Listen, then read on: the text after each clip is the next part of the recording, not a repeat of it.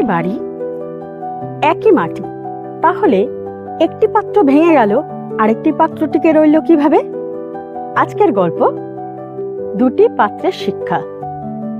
এক গ্রামে একই বাড়িতে দুই ভাই থাকতো এবং তারা দুজনেই কুমোরের কাজ করত এবং তাদের হাতের কাজ ছিল খুব সুন্দর। একদিন তারা সমস্ত মাটির হাঁড়ি তৈরি করে বাইরে শুকোতে দিয়ে মাটির হাঁড়ি তৈরি করলো। হঠাৎ করে প্রবল ঝড় বৃষ্টি শুরু হলো।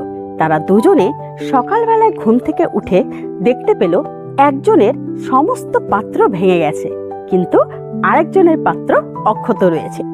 তাই দেখে একজন জিজ্ঞেস করলো, আমারগুলো সব ভেঙে গেল, তাহলে তোমারগুলো কি করে বেঁচে রইল?